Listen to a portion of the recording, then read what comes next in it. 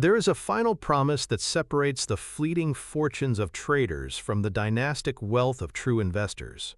It's not a promise of quick riches or a secret stock tip whispered in a smoke-filled room. It is a promise of inevitability.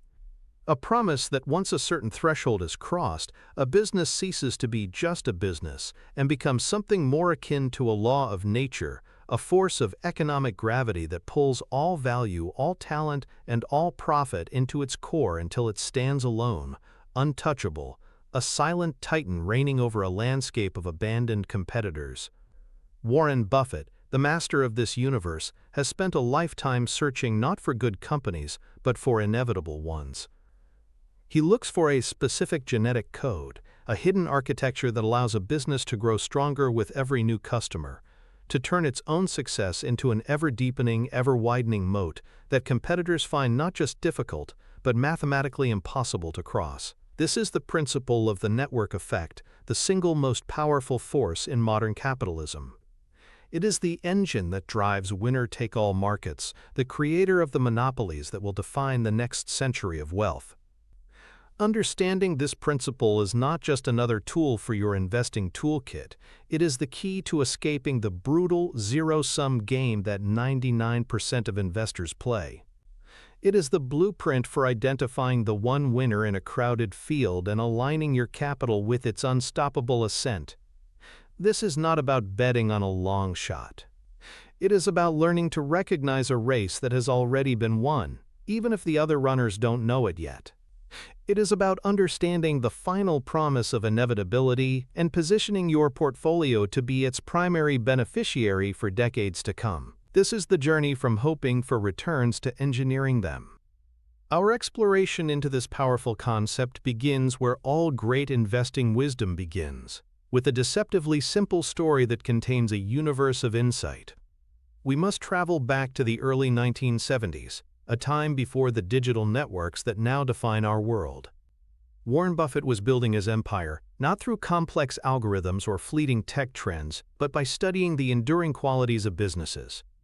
In 1972, Berkshire Hathaway acquired See's Candies for $25 million. On the surface, it looked like a profoundly boring, even foolish purchase. See's was a family-owned boxed chocolate company based primarily in California. It had no proprietary technology, no patent on its recipes. Anyone with a kitchen and some sugar could, in theory, create a competing product. Charlie Munger, Buffett's indispensable partner, later remarked that they almost balked at the price, which was 3 times its book value. To the average analyst, this was an overpayment for a simple brick-and-mortar operation. But Buffett saw something the spreadsheets couldn't capture. He saw the invisible architecture of a network. The story of See's Candies wasn't about chocolate, it was about emotion, ritual, and social proof. In California, giving a box of See's for Valentine's Day, a birthday, or as a Christmas gift wasn't just a transaction, it was a tradition. A young man courting a woman would be given a crucial piece of advice by his mother or grandmother: buy her a box of See's. When he arrived at the door with that iconic black and white box, the gift communicated more than just affection. It signaled quality, tradition, and good taste. The recipient, in turn, felt cherished. This ritual was a self-perpetuating loop. The more people who gave and received See's, the more embedded the brand became in the cultural fabric of the state. Every new customer didn't just add a few dollars to the company's revenue. They became an unpaid ambassador, reinforcing the idea in the minds of their entire social circle that See's was the only acceptable choice for a boxed chocolate gift. This is a subtle but profoundly powerful type of network effect. The value of the product, its social signaling power, increased for every single user as more users joined the network of See's givers and receivers. A competitor could open a store next door, even sell comparable chocolate for a lower price, but they could not sell the decades of accumulated social proof. They could not replicate the network. Buffett understood that he wasn't buying recipes and storefronts. He was buying a piece of California's emotional infrastructure. This allowed See's to do something remarkable. It could raise its prices every year, year after year, without losing customers. The price increases didn't even cover inflation. They were pure profit, a direct tax on the emotional loyalty the network had created. That $25 million investment has since generated over $2 billion in pre-tax earnings for Berkshire Hathaway, a return of over 8,000%, all without requiring significant new capital investment. It was, and is, a money machine powered by a psychological feedback loop. At the heart of the See's Candies phenomenon lies a fundamental principle of human psychology, the power of social proof, often called the bandwagon effect. This cognitive bias describes our innate tendency to assume that the actions of others reflect the correct behavior for a given situation. When we are uncertain, we don't rely on our own independent analysis. We outsource our decision-making to the crowd. It's a mental shortcut, a survival instinct honed over millennia.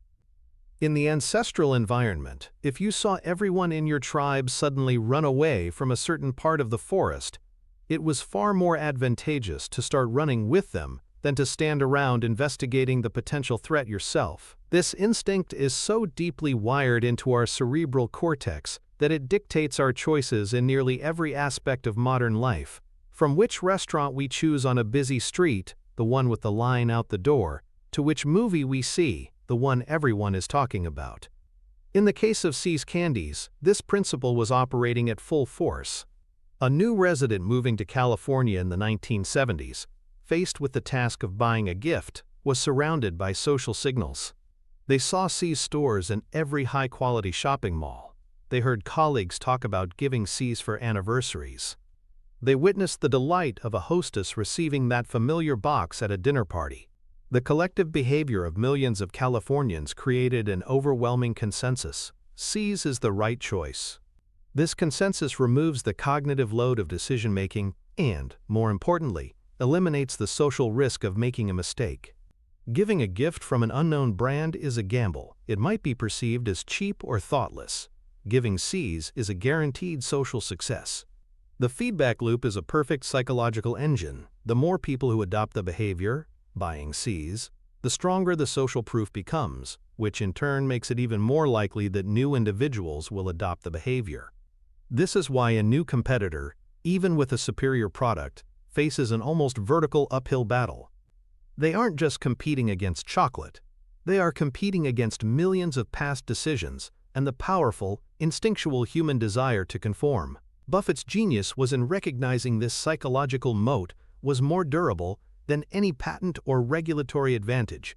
He saw that the company's real asset wasn't on its balance sheet, it was lodged in the collective consciousness of its customer base. So how can we, as retail investors or entrepreneurs, translate this powerful insight into a practical tool for stock picking and building our own businesses? We need a mental model, a blueprint for identifying these feedback loops in the wild. Let's call it the feedback loop detector. It's a four-step process. Step 1 is to clearly identify the core value proposition of the business you're analyzing. What job is the customer hiring this product or service to do? For See's, it wasn't just about providing a sweet treat. The core value was in social signaling and risk-free gift-giving. For a company like Facebook, the core value is connecting with friends and family.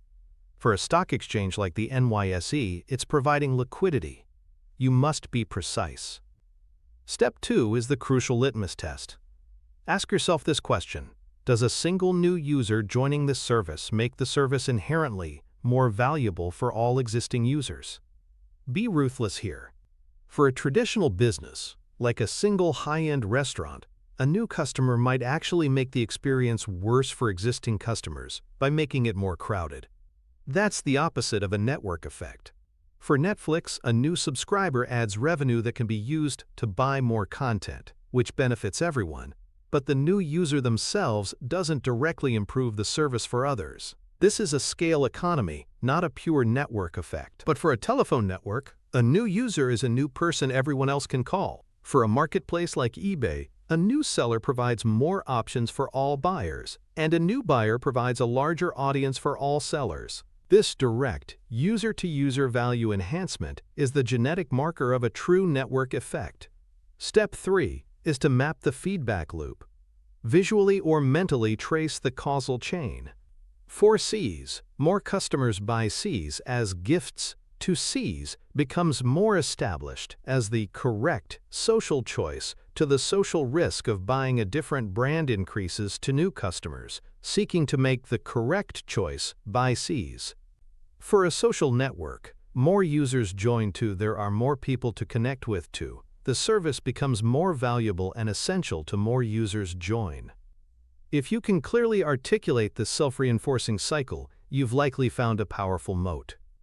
Finally, step 4 is to differentiate the network effect from its weaker cousins, like economies of scale or viral marketing.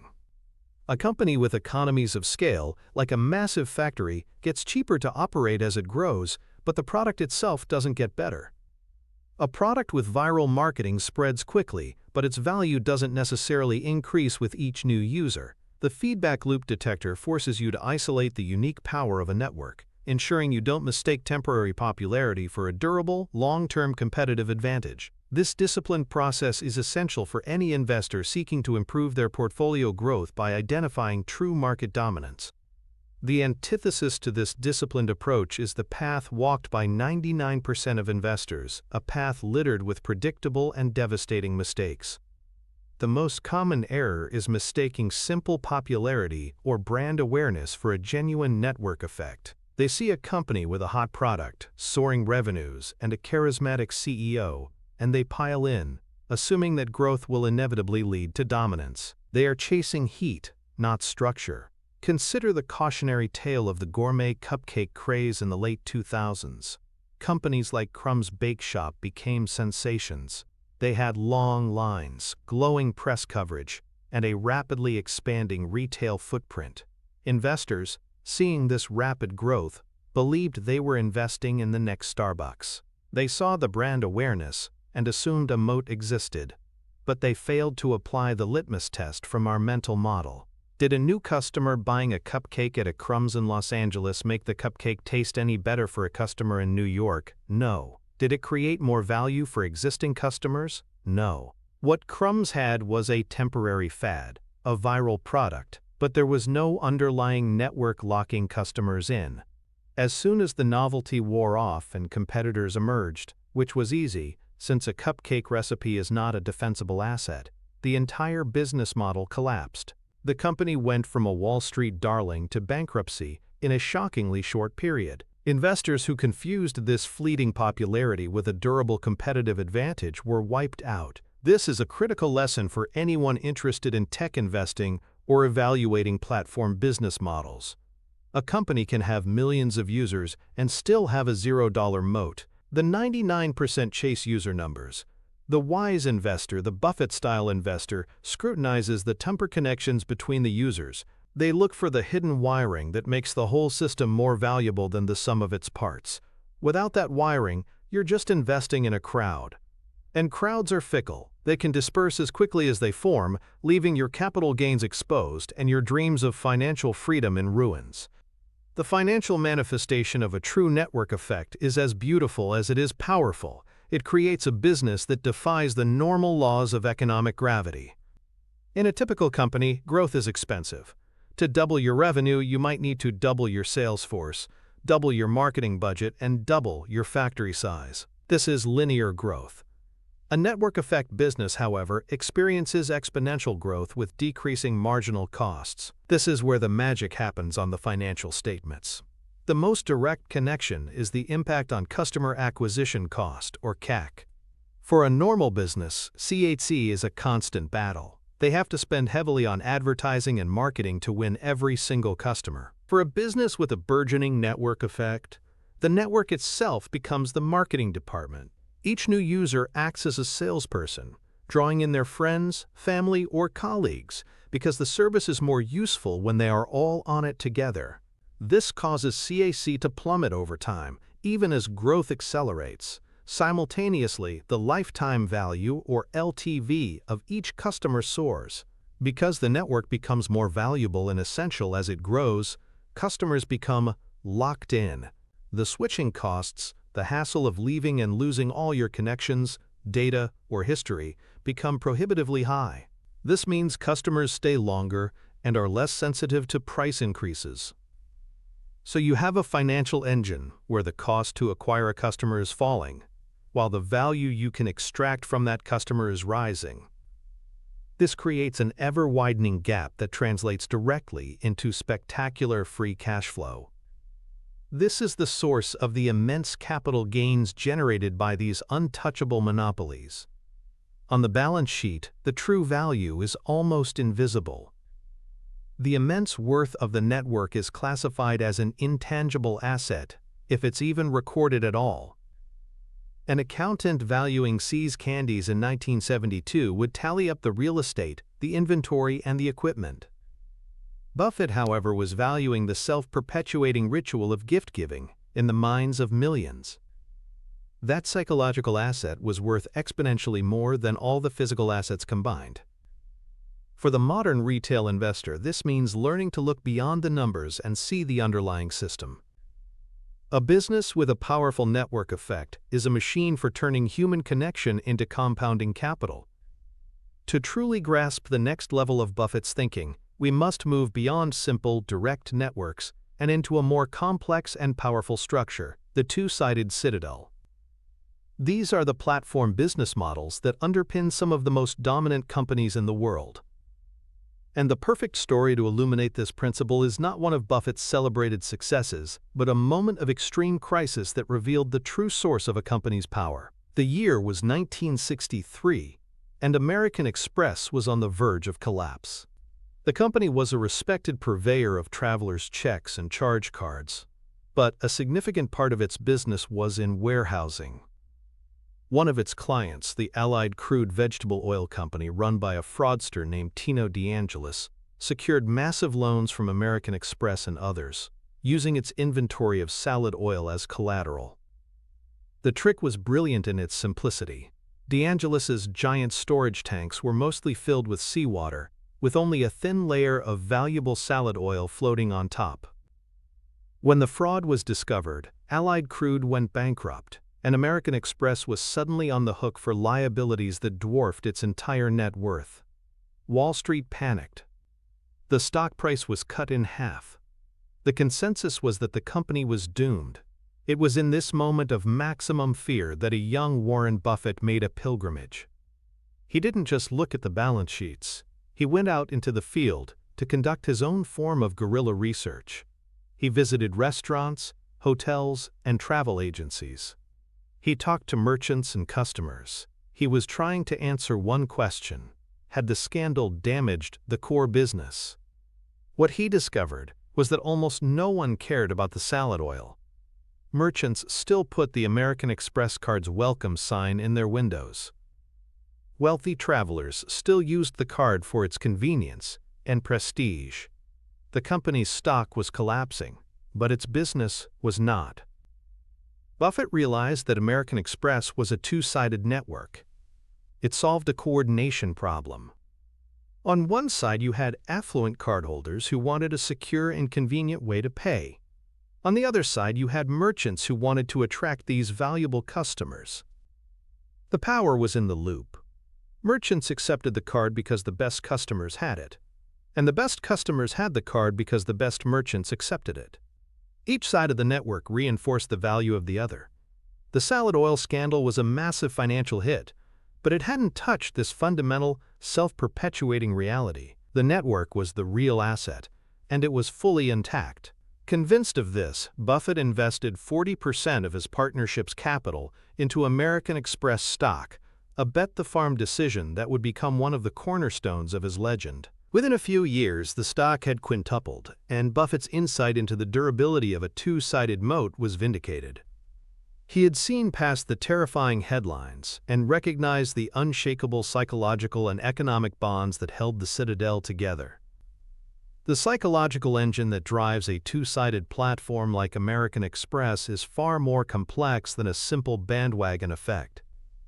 It relies on solving what economists call a, quote, coordination problem, and then leveraging the resulting network into an ecosystem of trust. A coordination problem exists whenever the best course of action for one person depends on the choices of others. Imagine two friends trying to meet in a crowded city without being able to communicate. Friend A going to the agreed-upon spot is only a good idea if friend B also goes there. A two-sided market is a giant, multi-person coordination problem. A buyer will only show up to a marketplace if they believe sellers will be there. A seller will only show up if they believe buyers will be there. This is the infamous chicken and egg problem that confronts every aspiring platform business. For a retail investor or entrepreneur, understanding this is key. The initial success of a platform is often a story of solving this problem through clever subsidies, marketing, or by targeting a niche group first.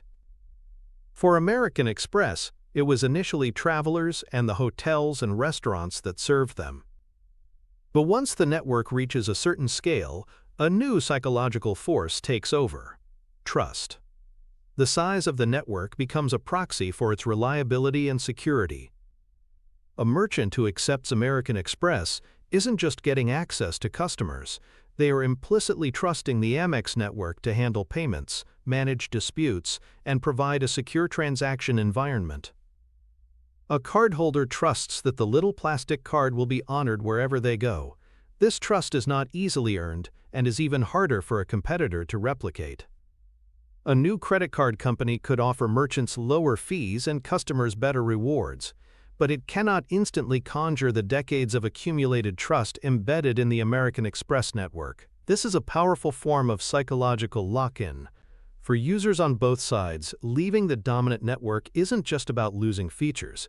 It's about entering a world of uncertainty. Will this new card be accepted everywhere? Will this new marketplace have reliable sellers? The dominant platform becomes the default, the path of least cognitive resistance. It solves the coordination problem and then becomes the trusted intermediary, a position of immense power and profitability. Buffett saw that the salad oil scandal, while financially devastating, had not eroded the trust that merchants and cardholders placed in the core payment network. The psychological moat was undamaged. To apply this insight to modern stock picking, we need an operational blueprint. Let's call it the two-sided litmus test. A model designed to analyze platform business models with precision. Step 1 is to clearly identify the two distinct user groups and the value proposition for each. For Uber, it's riders and drivers. For Airbnb, it's guests and hosts. For the Apple App Store, it's users and developers. You must understand what each side gets and what each side gives. Step 2 is to investigate how the company solved the initial chicken and egg problem. This part of the company's history is crucial because it reveals the founders' understanding of the market dynamics. Did they subsidize one side of the market? For instance, Uber often offered huge bonuses to its first drivers to build up supply before a major marketing push to attract riders. Did they leverage an existing network? PayPal, for example, initially focused exclusively on the community of eBay power sellers to kickstart its network. Understanding the origin story gives you insight into the durability of the platform's initial design. Step 3 is to evaluate the strength and direction of the cross-side network effects. This is the core of the analysis.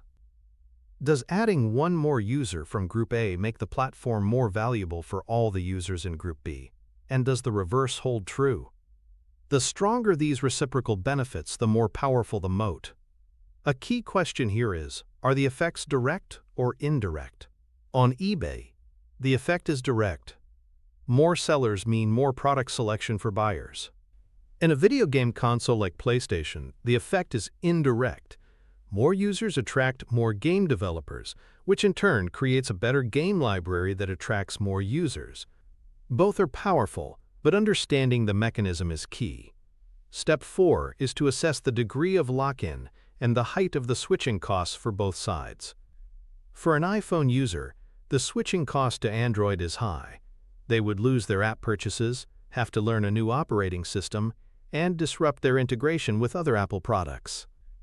For a developer, the switching cost of leaving the App Store is abandoning the largest and most lucrative customer base on the planet. The higher the switching costs on both sides, the more impregnable the citadel. Applying this 4-step test, allows an investor to move beyond superficial metrics like revenue growth and understand the structural integrity of the platform. It is the difference between betting on a popular app and investing in a true digital monopoly. The path of the 99% in this arena is paved with a misunderstanding of these dynamics. The most common failure is investing in a platform that has one side of the equation figured out, but completely fails at the other.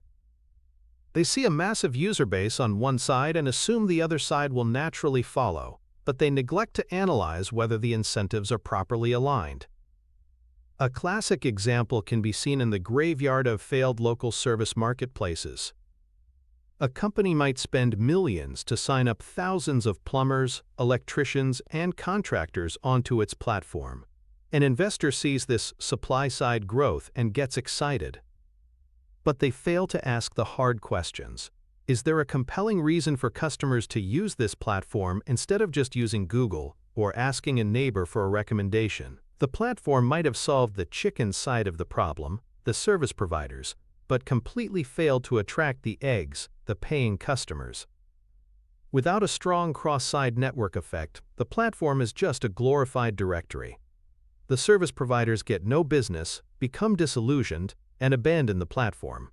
The whole edifice collapses. Another common mistake is underestimating the power of the incumbent.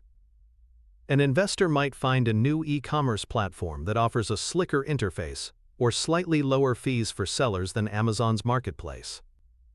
They fall for the better mousetrap fallacy. They fail to appreciate the immense psychological switching costs. A seller on Amazon has built up years of sales history, customer reviews, and a ranking in Amazon's search algorithm. To leave for a new platform would be to abandon all of that accumulated digital real estate. It's a form of career suicide. The 99% investor looks at the features of the new platform and thinks it's a superior product. The professional investor, the one focused on achieving long-term portfolio growth and financial freedom, looks at the network's structure and understands that the inferior incumbent is, for all practical purposes, invincible. They avoid the temptation to bet on the flashy challenger and stick with the entrenched, cash-gushing monopoly. This discipline is a hallmark of superior wealth management. The financial signature of a dominant two-sided platform is one of the most extraordinary phenomena in business. It creates what Buffett would call an economic castle with a nearly impenetrable moat. The first and most obvious connection is seen in operating leverage. Because the platform doesn't own the underlying assets, Uber doesn't own cars, Airbnb doesn't own real estate, Apple doesn't create most of the apps, its business model is incredibly asset-light. As the network grows, revenue increases exponentially, but the costs to maintain the central platform increase only incrementally. This leads to a massive expansion of profit margins as the company scales. The income statement of a company hitting its stride in a two-sided market is a sight to behold. Revenues soar while the cost of goods sold remains low, leading to gargantuan gross margins. Secondly, these businesses often generate enormous amounts of float. In the case of American Express, the original business of traveler's checks created a huge pool of cash, money paid by customers that had not yet been redeemed. Amex could invest this float for its own profit. Modern platforms do the same. A company like PayPal, or a marketplace with a built-in payment processor, holds billions of dollars in user funds that are in transit between buyers and sellers.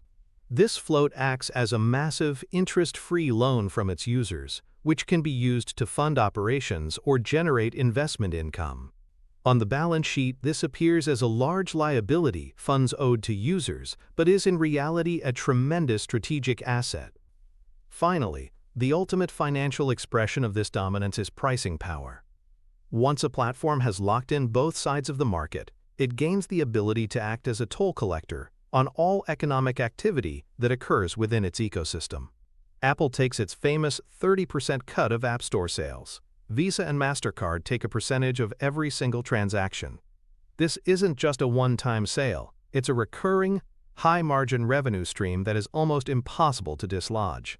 For an investor, identifying a company that is solidifying its position as the central toll booth in a large and growing market is one of the most reliable paths to generating massive, long-term capital gains and achieving true financial freedom. There is a moment in the life of a network when everything changes. It's a point of no return, a phase transition where growth ceases to be a struggle and becomes an explosive, unstoppable force. This is the tipping point, the threshold of critical mass. Before this point, the network is fragile, vulnerable. After this point, it is destined for market dominance. Understanding the dynamics of this transition is crucial, for it is in this period of hypergrowth that the greatest fortunes are made. While Warren Buffett's most famous investments are in more established companies, his analytical framework is perfectly suited to understanding this phenomenon. His long-held investment in Coca-Cola, which began in 1988, is a masterclass in recognizing a company that had crossed this threshold decades earlier and was still reaping the benefits. Coca-Cola's network isn't digital. It's a global network of distribution, brand recognition, and habit.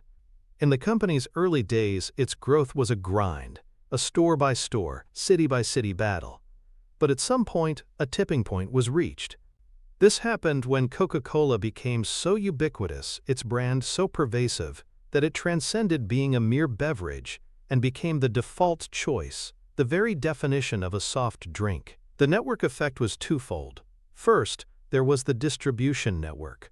The more bottlers and retailers that carried Coke, the easier it was for any single consumer to find it, reinforcing its position as the most convenient option. A new competitor couldn't hope to match this sprawling, optimized global logistics machine. Second, and more powerfully, was the brand's psychological network. The company's relentless advertising didn't just sell a drink. It embedded Coke into the fabric of daily life, associating it with happiness, togetherness, and American culture. More people drinking Coke created more social proof, more shared experiences, and more cultural reinforcement. It became the drink you order when you don't know what else to order.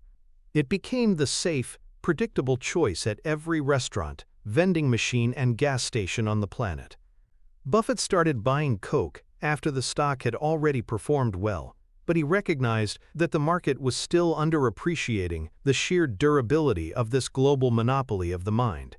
He saw that the tipping point it had crossed decades before had granted it a pricing power and a global reach that would fuel its growth for another century. He understood that the hypergrowth phase wasn't just a fleeting moment, it was the event that forged the eternal moat, guaranteeing decades of predictable, gushing profits. His investment in Apple in 2016 reflects the same logic applied to the modern era.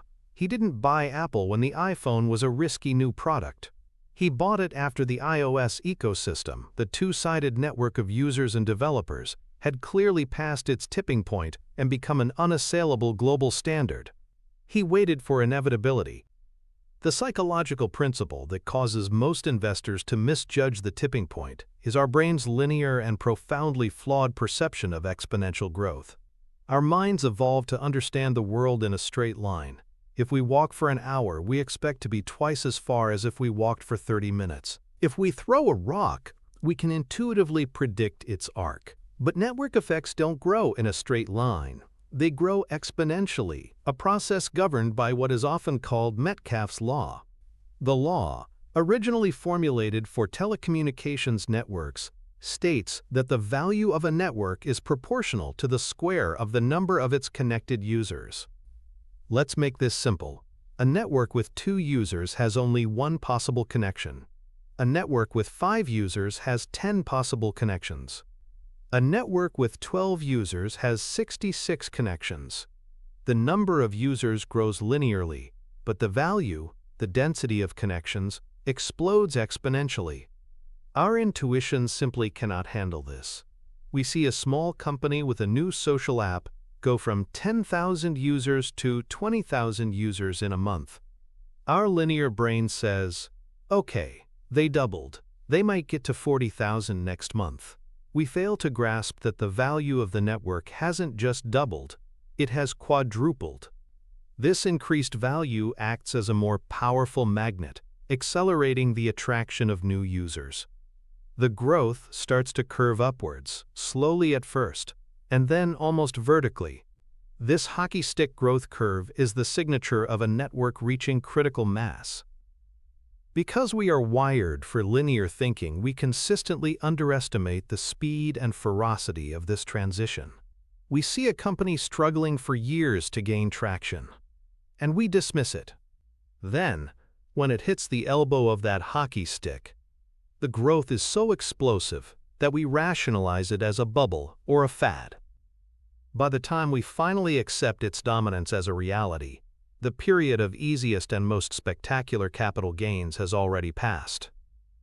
The few investors who can override this innate cognitive bias, who can learn to see the world in curves instead of straight lines, are the ones who can position themselves just before the tipping point and ride the tidal wave of exponential value creation. This is a core skill for any investor aspiring to beat the S&P 500 and achieve extraordinary portfolio growth. So how do we train our linear brains to spot these exponential opportunities before they become obvious to the entire market? We need a mental model, a practical guide for identifying the signs of an impending tipping point. Let's call this the critical mass checklist. It consists of 5 key investigative areas. First, you must clearly define the relevant market and the company's position in it. Is this a niche product or something with a massive total addressable market? TAM? A network effect in a tiny market is not a compelling investment. You need to be looking for a platform that has the potential to become a new standard for a large population. Second, look for the early signs of nonlinear, accelerating user growth. Don't just look at the absolute numbers, look at the tense rate of change. Is the time it takes to acquire the next million users shrinking? Is the percentage growth rate increasing quarter over quarter? This is the mathematical footprint of the hockey stick curve beginning to bend upwards. Data on user acquisition is the most critical quantitative signal you can find. Third, analyze user engagement metrics. It's not enough for people to sign up, they have to be deeply engaged. Are daily active users growing faster than monthly active users? This indicates that users are becoming more habitual and integrated into the platform. Is the time spent on the service increasing? Are they using more features? Deepening engagement is a sign that the network's value is truly increasing for its members, making them less likely to leave. Fourth, monitor the language and strategy of the competition. When a network is approaching its tipping point, its rivals often shift from an offensive posture to a defensive one. They stop talking about their own innovative features and start talking about interoperability or open standards, which is often a desperate plea to connect to the dominant network's value. They may start competing solely on price, offering deep discounts to try and lure users away, a sure sign they have lost the value proposition battle. Fifth, and this is more qualitative, look for the emergence of an inevitability narrative in the tech press and among industry experts. When the conversation shifts from if this company will succeed to when and how it will dominate, you are likely very close to the point of no return. This narrative itself can become a self-fulfilling prophecy, accelerating user and developer adoption. Using this 5-point checklist can help an investor or entrepreneur develop a more nuanced, forward-looking view, allowing them to spot the subtle tremors that signal an impending earthquake of value creation. The path of the 99% is to tragically misinterpret the entire timeline of this process. They fall into one of 2 traps. The first is selling far too early. An early-stage investor might get into a promising network effect business when it has 50,000 users. They watch it grow to 500,000 users, and their initial investment has increased tenfold. Thrilled with this success, and conditioned by the old adage to never get greedy, they sell and lock in their profits. They pat themselves on the back for a successful investment. What their linear brain prevents them from seeing is that the company is just entering the elbow of the hockey stick. The journey from 500,000 to 50 million users is where the real, life-changing wealth is created. They made a 10x return, but they walked away from a potential 1000x return. They saw the foothills and mistook them for the summit. The second, and even more common, trap is buying far too late. This investor is the one who dismisses the company during its early struggle. They are the skeptic who calls it a fad during its explosive hyper-growth phase. They wait until the company's dominance is undeniable, until it is on the cover of every magazine and is a household name. They buy in at the peak of the hype, near the top of the S-curve, after the period of exponential growth has already matured into a slower, more linear trajectory. Their returns, if any, will be modest. They bought the monopoly, but they paid the monopoly price. They missed the entire journey of value creation. Both of these errors stem from the same root cause, a failure to understand the non-linear dynamics of network effects. The successful investor, the one building true financial freedom, must cultivate the discipline to buy when the future feels uncertain, but the underlying network metrics are strengthening, and the patience to hold through the terrifying vertical ascent of the hypergrowth phase, long after traditional valuation metrics have been left in the dust. The financial connection to the tipping point is the most dramatic event in a company's life. It's the moment a company's stock gets repriced from a speculative asset to a core holding. Before critical mass, the company's valuation is largely based on hope. It's burning cash, its future is uncertain, and its stock is owned by venture capitalists and risk-tolerant speculators. Its financial statements likely show mounting losses as it spends heavily to acquire users and solve the chicken and egg problem. But as the network approaches and then crosses the tipping point, the entire financial narrative inverts. The market begins to realize that dominance is not just possible, but probable. Analysts who once focused on the company's quarterly cash burn now start building models based on decades of future monopoly profits. The valuation disconnect can be staggering. A company's market capitalization can increase by a factor of 10 or even 100 in the space of just a year or two, not because its revenues have increased by that much, but because the certainty of its future revenues has been dramatically repriced upwards by the market. This is where truly generational wealth is created. The hockey stick growth in user metrics is mirrored by a hockey stick in the stock price. On the income statement, you begin to see the incredible effects of operating leverage kick in. Revenue growth wildly outpaces the growth in costs, and the company flips from losing money to generating astounding profits with shocking speed. The balance sheet strengthens as cash pours in, and the company goes from a capital consumer to a capital generator. For the retail investor, understanding this dynamic is the key to capturing these explosive capital gains. It's about learning to buy the story of the network structure before it becomes the story of the income statement's profits. If you wait until the monopoly profits are clear and obvious to everyone, the monopoly valuation will already be reflected in the stock price. The biggest rewards go to those who can see the inevitability of the destination, while the company is still navigating the most treacherous part of its journey. To truly master the art of investing in these monopolies, we must confront a stark and uncomfortable truth. In a market driven by network effects, second place is first loser. These are winner-take-all or winner-take-most markets. The dominant platform doesn't just get a larger share of the profits, it captures almost all of them, leaving mere scraps for the competitors. Investing in the number 2 or number 3 player in these contests is not a savvy contrarian bet. It is a direct path to the destruction of capital. Warren Buffett's long and tortured relationship with the airline industry serves as a powerful, decades-long anecdote illustrating this very principle. For most of his career, Buffett famously derided airlines as a death trap for investors. He noted that from the Wright brothers' first flight to the 1990s, the net aggregate profit of the entire U.S. airline industry was zero. It was a business that created immense value for society, but destroyed capital for its shareholders. Why? Because the industry, despite having features that looked like networks, such as the hub-and-spoke system, never produced a single dominant player with a durable competitive advantage. No single airline could establish a network effect powerful enough to achieve pricing power. The service was largely a commodity. A customer flying from New York to Chicago cared about price and schedule, not brand loyalty.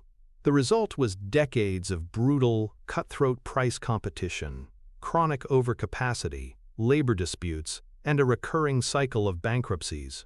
An investor in the 1970s might have looked at Pan Am, with its global routes and iconic brand, and believed they were investing in a dominant player. But another investor might have chosen TWA or Eastern. In the end, it didn't matter. Without a true, unassailable network effect locking in customers, they were all caught in the same value-destroying trap. Buffett's famous aversion was a direct rejection of investing in a market where no one wins. He saw a field of competitors bleeding each other dry. He was looking for the one business that could rise above the fray and dictate terms. In the airline industry, he never found it. His eventual brief foray into airline stocks during the pandemic was a short-term trade based on a specific set of circumstances, not a change in his long-term philosophy. He recognized the sector for what it was, a brutal battlefield, not a kingdom. And the lesson for us is clear. It is infinitely better to pay a fair price for the undisputed king than to get a bargain price on one of the warring princes destined for the gallows. The psychological force that lures investors into these second-place traps is a potent combination of loss aversion and the sunk cost fallacy, twisted by a romantic affinity for the underdog. Let's start with the sunk cost fallacy. An investor buys shares in the number 2 social media platform. They see the dominant leader pulling further and further ahead, but they've already invested significant capital. To sell now would be to admit a mistake and realize a loss. Their brain, seeking to avoid the pain of that admission, starts to rationalize. They just need to release one new feature. They'll tell themselves, the market is big enough for 2 players. The leader is getting complacent. They cling to hope, not because the evidence supports it, but because the alternative, accepting the sunk cost and moving on, is too psychologically painful. Compounding this is loss aversion, the well-documented principle that the pain of losing is about twice as powerful as the pleasure of gaining. For the users of these platforms, this principle works in the leader's favor. A user might be tempted by a new feature on the number 2 platform, but the fear of losing their connections, their data, their social standing on the dominant network is a far more powerful motivator. They might dabble in the new service, a behavior known as multi-homing, but their digital identity remains anchored to the market leader. Eventually, as the value gap widens, the pain of missing out on the dominant network's activity becomes too great, and users abandon the lesser platforms altogether. Investors in these dying platforms watch this exodus, but their own loss aversion keeps them paralyzed. Finally, there's the seductive David versus Goliath narrative. We are culturally conditioned to root for the underdog. We love stories of scrappy upstarts challenging lazy incumbents. This emotional bias clouds our financial judgment. We might invest in a struggling search engine because we admire its mission or dislike the dominant player's corporate practices. This is investing with your heart, not your head. In a winner-take-all market, Goliath almost always wins. The physics of network effects are a force of nature, and they are not swayed by sentimental narratives. The investor who can suppress these emotional and cognitive biases is the one who can make the cold, rational decision to align their capital with the overwhelming force of the market leader. To protect our portfolios from this value trap, we need a disciplined mental model. Let's call it the second-place death watch. This is a checklist for analyzing the health of a challenger in a network effect-driven market. It's not about predicting if they will win. It's about identifying the early warning signs of their inevitable decline. Step 1 is to compare the user growth rates between the market leader and its challengers. Is the absolute gap in users widening or closing? More importantly, is the terse rate hikes of growth at the leading platform faster than the challengers? If the rich are getting richer, faster, the race is effectively over. The network effect is creating a gravitational pull that is becoming inescapable. Step 2 is to track pricing power. Is the number 2 player constantly resorting to discounts, promotions, and freemium models to attract users, while the leader can confidently raise prices or increase its take rate? A reliance on price competition is a clear signal that the company has lost a battle for value. They can no longer compete on the strength of their network, so they are reduced to competing on cost, a losing game against a larger, more efficient rival. Step 3 is to analyze the flow of talent. Are the most brilliant engineers, product managers, and executives flocking to the market leader? Top talent wants to work on the biggest problems at the largest scale. A brain drain from the challenger to the leader is a powerful leading indicator that the people closest to the industry know which way the wind is blowing. This is crucial for entrepreneurs and executives making career decisions, as well as for investors. Step 4 is to look for signs of declining multi-homing. In the early days of a market, users might use 2 or 3 competing services simultaneously. As a clear winner emerges, this behavior diminishes. People get tired of managing multiple accounts and consolidate their activity onto the platform where everyone else is.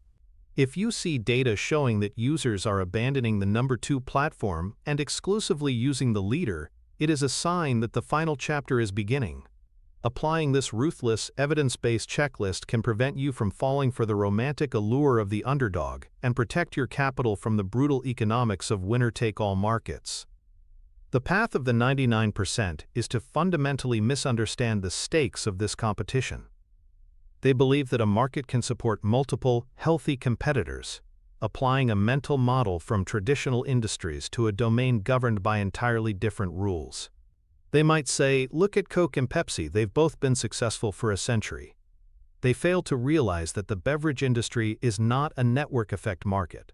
One person choosing a Pepsi does not diminish the value of Coca-Cola for all other Coke drinkers. But one person leaving MySpace for Facebook in 2008 directly and immediately diminished the value of MySpace for all of their friends who remained.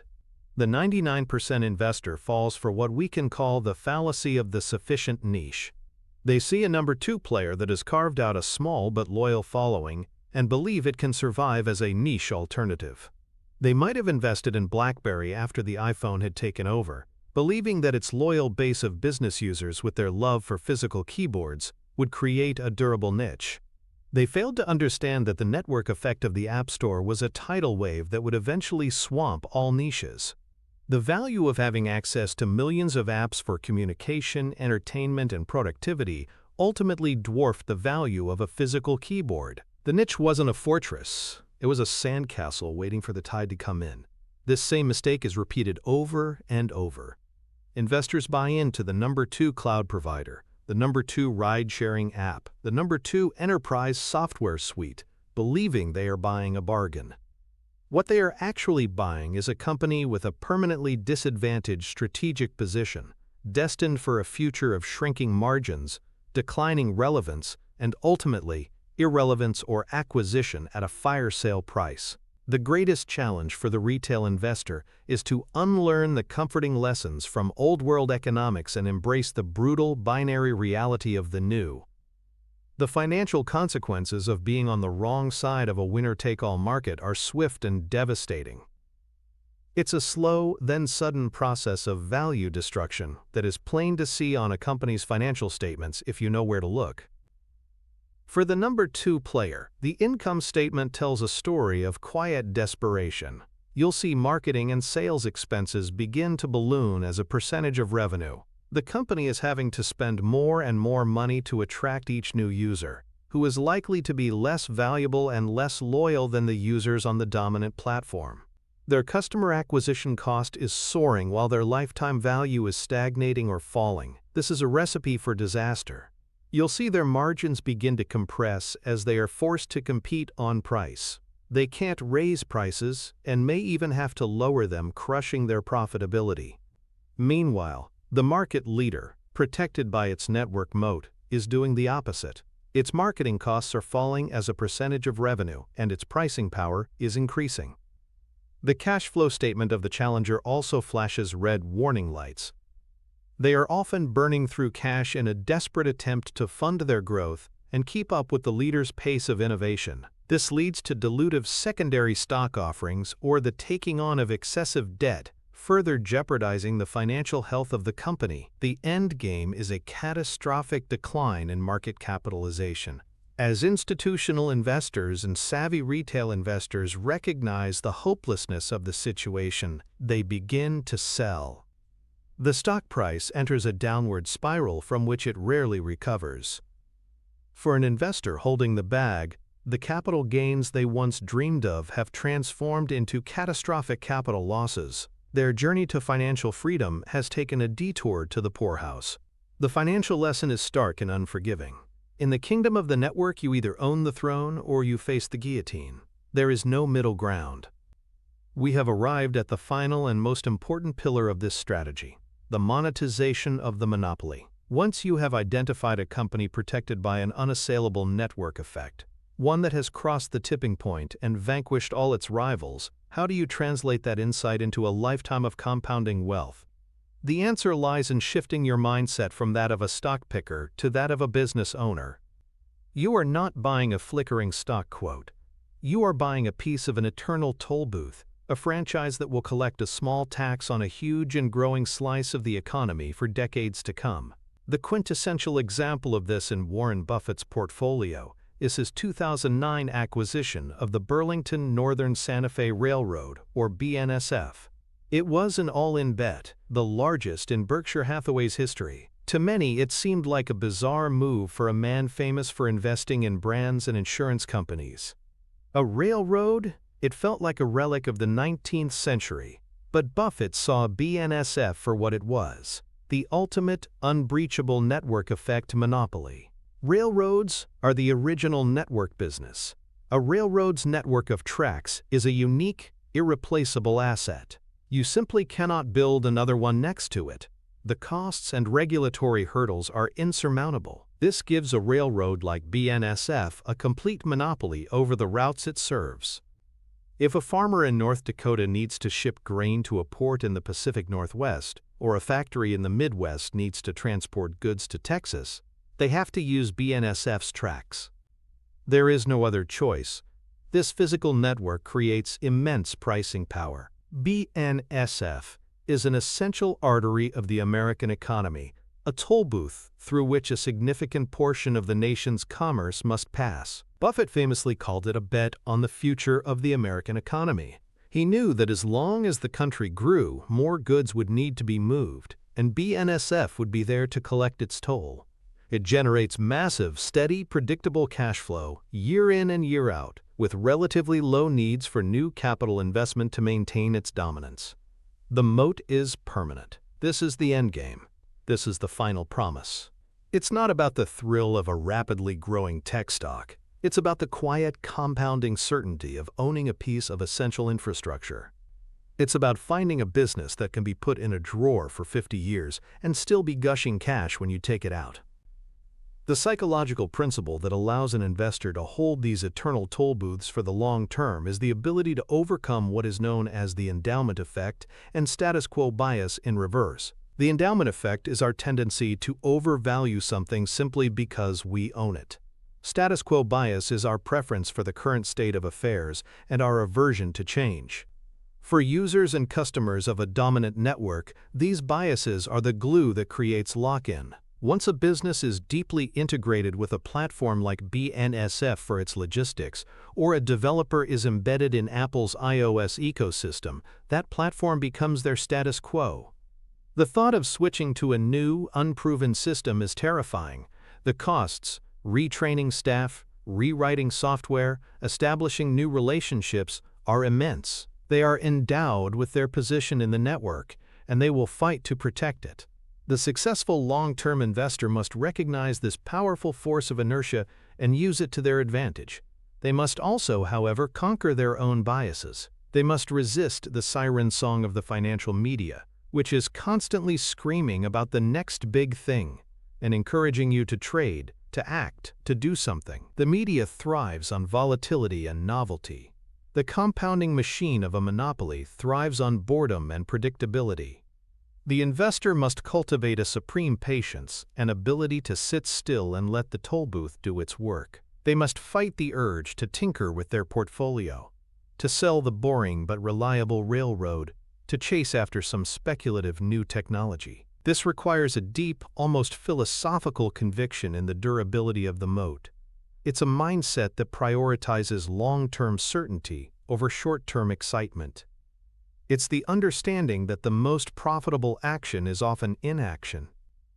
Holding a true monopoly for decades requires you to trust the psychological lock-in of its customers more than you trust your own impulses to chase the latest trend.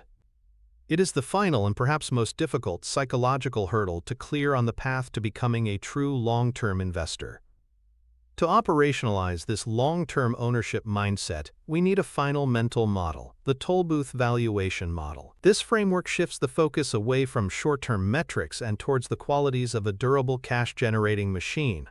Step 1 is to largely ignore quarterly earnings and focus instead on owner earnings, Buffett's term for the true free cash flow of the business. This is the cash that is left over after all expenses and necessary capital expenditures to maintain the business's competitive position have been paid. This is the real profit that could, in theory, be returned to shareholders.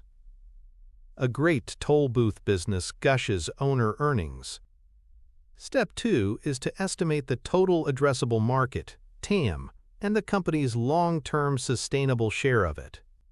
For a railroad like BNSF, the TAM is the entire physical economy of the United States. For a dominant digital platform, it's the global market for a particular activity, like e-commerce or digital advertising. You must think on a grand, multi-decade scale. Step 3 is to rigorously assess the company's pricing power. This is the most important qualitative factor. Can the company raise its prices year after year by more than the rate of inflation without losing significant business? See's Candies could. BNSF can. American Express can. This is the clearest sign of a true monopoly. If a company is constantly fighting price wars, it is not a toll booth. It is a commodity business. Step 4 is to analyze the durability of the moat. Ask the tough questions. What technological shift, regulatory change, or new business model could disrupt this network? For BNSF, the moat is physical and almost absolute. For a tech company, the risks might be higher, but a truly embedded network like the iOS ecosystem is still remarkably durable. You must be a paranoid optimist, optimistic about the company's current position, but paranoid about potential future threats. Step 5, finally, is to calculate a valuation based on the present value of all the owner earnings you expect the company to generate from now until Judgment Day. This is not about what the stock will do in the next 6 months. It is about what the business is worth as a cash-producing asset over your entire lifetime. This model forces a long-term perspective. It is the lens through which you can learn to distinguish a fleetingly profitable company from an eternal money machine. The antithesis, the path of the 99%, is to get this final, crucial stage completely wrong. They treat these magnificent monopoly businesses as if they were common stocks. They trade them. They see the stock go up 50% and they sell to lock in a profit, completely blind to the fact that the real prize was the next 5,000% gain over the coming decades. They are picking pennies up in front of a steamroller of compounding. A more subtle mistake is what we can call dividend worship.